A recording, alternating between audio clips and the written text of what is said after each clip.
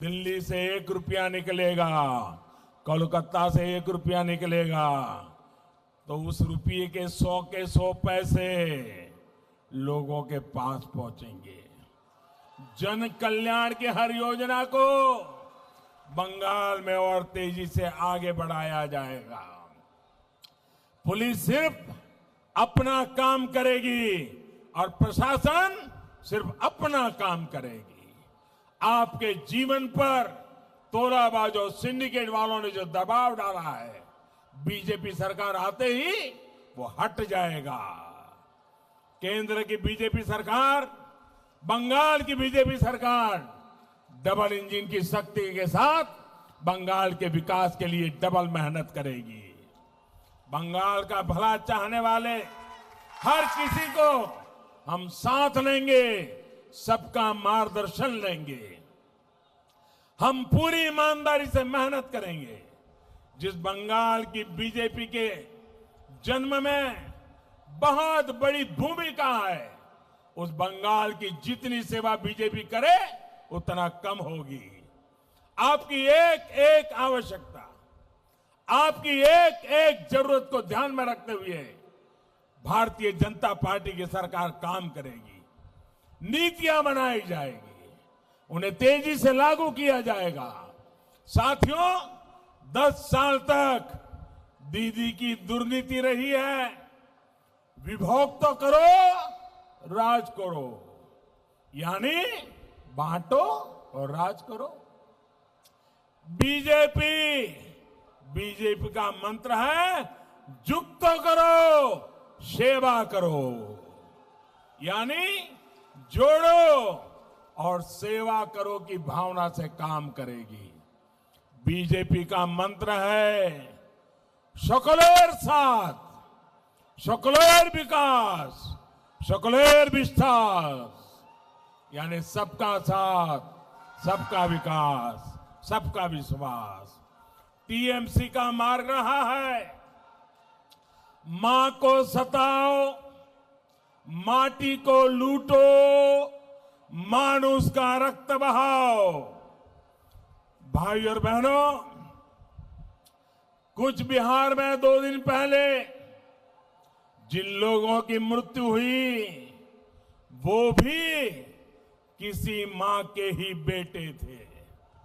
लेकिन ममता दीदी की नीतियों ने कितनी ही मांओं से उनके बेटे छीन लिए हैं। दीदी के मां माटी मानुष की यही असलियत है।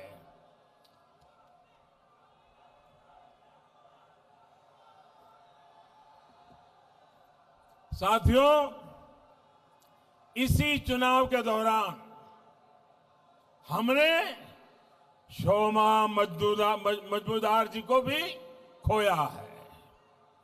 दीदी के गुंडों ने बुजुर्ग शोमा मजूमदार जी को इतनी बेरहमी से पीटा था कि आज भी वो तस्वीर आंखों से जाती नहीं है।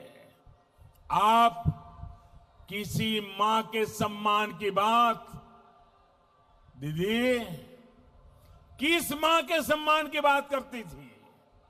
साथियों, आपने देखा पढ़ा होगा कि बिहार के पूर्णिया जिले के गांव में कल एक मां और एक बेटे की चिता साथ में जलाई गई।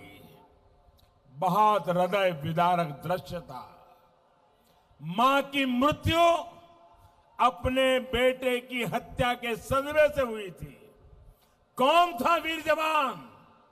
वो वीर जवान 2 दिन पहले अपने कर्तव्य का पालन करने बंगाल की धरती पर आया था। लेकिन यहां बंगाल में पीट पीट कर उस पुलिस अफसर की हत्या कर दी गई। मां ने जब अपने वीर जवान बेटे का शव देखा तो मां ने भी दम तोड़ दिया। क्या उस पुलिस अफसर की मां दीदी, क्या वो आपके लिए मां नहीं थी? आप इतनी कठोर है, इतनी निर्मम है, इसका अंदाजा बंगाल की किसी मां को कभी नहीं था। साथियों, दीदी की दुर्नीति को यहां पूर्वा वर्धमान के कृषकों ने तो बहुत ज्यादा भुगता है। डॉक्टर श्यामा प्रसाद मुखर्जी और बाबा साहब आंबेडकर जैसे दूरदर्शी नेताओं के प्रयासों से देश को दामोदर घाटी जैसी जल विद्युत परियोजना मिली थी। वो चाहते थे कि वर्धमान के खेत सोना उगले, यहां जगह जगह शिल्प लगे, लेकिन उनका ये सपना आज तक सच नहीं हो पाया है। दान का कटोरा कहा जाने वाला हमारा वर्धमान, यहां के लोग आज मूल सुविधाओं के लिए तरस रहे हैं। आजादी के शुरुआती वर्षों में जो नहरें बनी, उसकी सही देखरेख तक यहां की सरकार नहीं कर पाई। नई नहरें बनाना कभी दीदी की प्राथमिकताओं में ही रहा नहीं।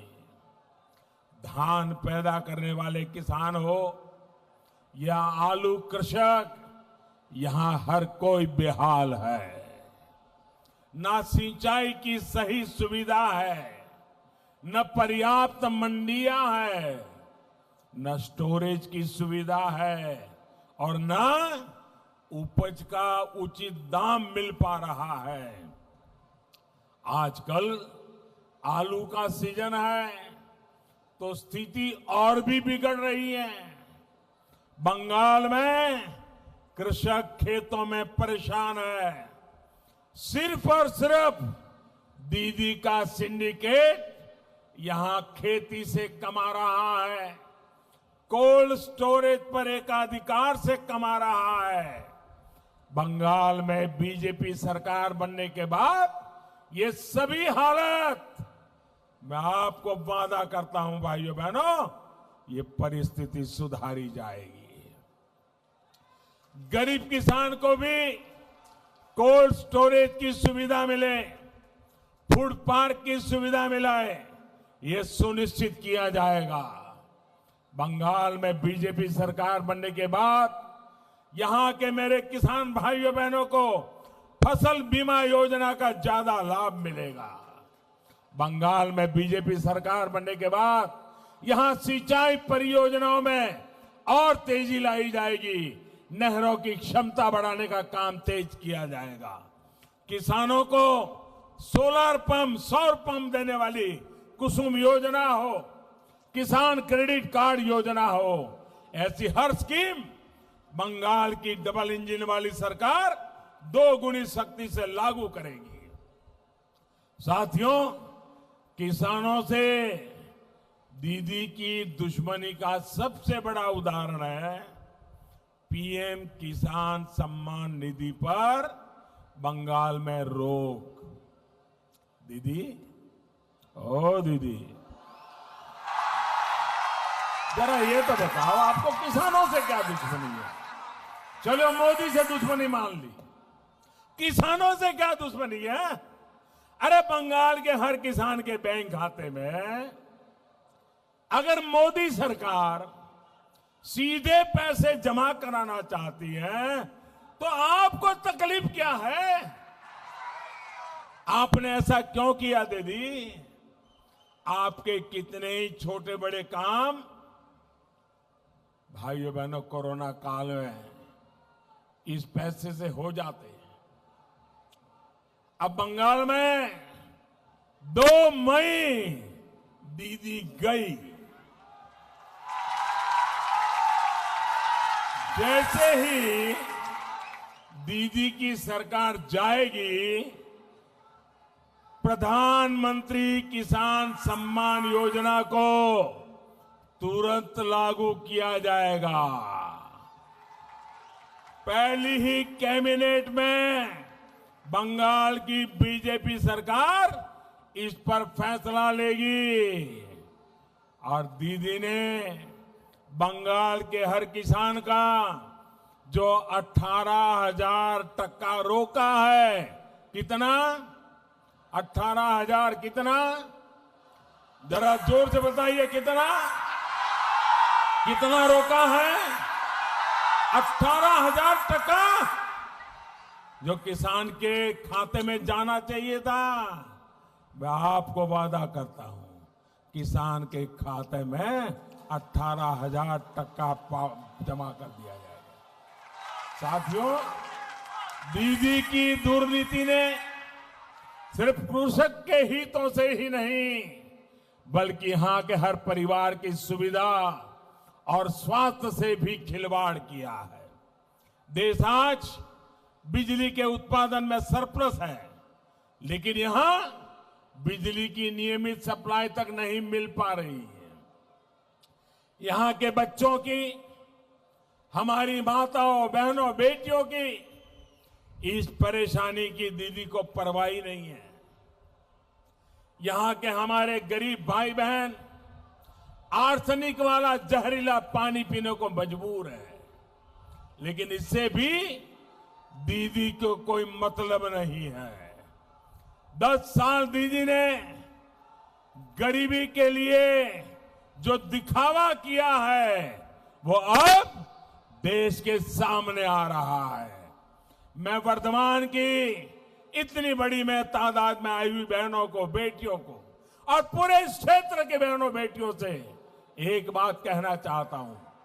आपके इस सेवक ने अपनी जिम्मेदारी समझते हुए हर घर पाइप से शुद्ध जल पहुंचे, इसके लिए बहुत बड़ी योजना शुरू की है। बंगाल की सरकार को भी सैकड़ों करोड़ रुपए इसके लिए हमने भेजे हैं, लेकिन दीदी की सरकार ने उसका बहुत बड़ा हिस्सा खर्च ही नहीं किया। आप मुझे बताइए, आपके बच्चे आर्सेनिक युक्त पानी पीते रहे, जीवन भर के लिए बीमार होते रहे, क्या दीदी ने आपका ये दर्द समझा कभी? आपका ये दर्द, आपकी ये तकलीफ बीजेपी सरकार दूर करेगी। आपके घर तक नल से शुद्ध जल पहुंचाया जाएगा। और इतना ही नहीं, आपके ही गांव में वहीं की बहू बेटियों को उनकी एक कमेटी बनाई जाएगी, उनको ट्रेनिंग दी जाएगी, और ये पूरा पानी का कारोबार उस गांव की 5-7 जो हमारी बहन बेटियां हैं उनको दे दिया जाएगा, और वो कभी गांव में पानी की किल्लत नहीं होने देगी। भाइयों बहनों, साथियों, दीदी पर आपने इतना भरोसा किया, लेकिन दीदी ने आपका वो भरोसा तोड़ दिया है। दीदी ने आपके साथ विश्वासघात किया है। साथियों, यहां बहन हमारी कलिता मां जी बैठी है। ये हमारी बहन कलिता मां जी, ये उम्मीदवार भले ही बीजेपी की है, लेकिन ये बंगाल की बहन बेटियों की आकांक्षाओं का भी प्रतीक है।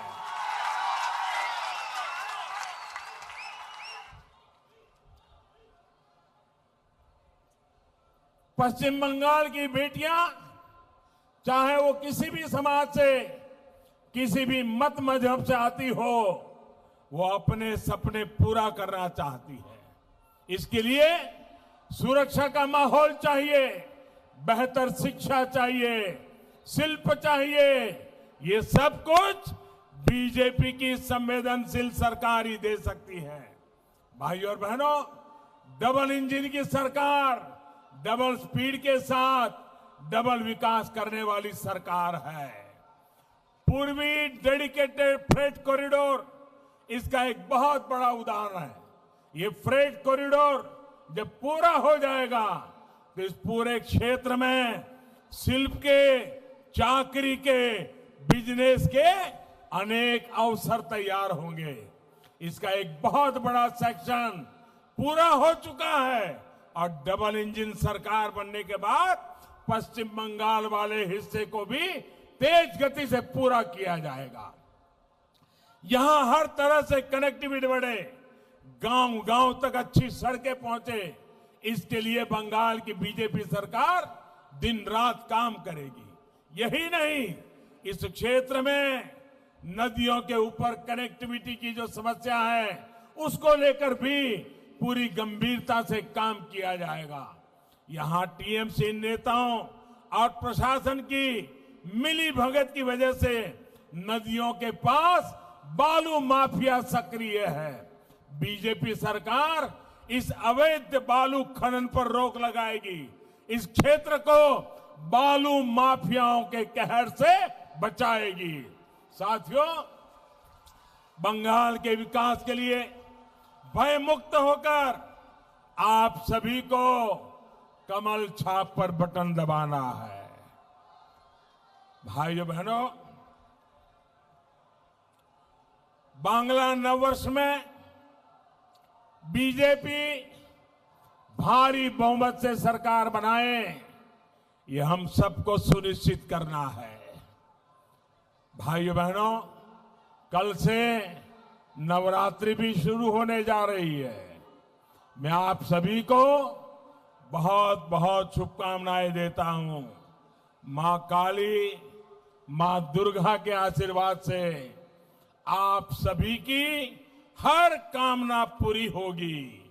इतनी बड़ी संख्या में आप हमें आशीर्वाद देने के लिए आए, मैं आप सबका बहुत बहुत आभारी हूं। दोनों मुट्ठी बंद करके पूरी ताकत से मेरे साथ बोलना है। बोलेंगे? भारत माता की, भारत माता की, भारत माता की, भारत माता की, भारत माता की, भारत माता की।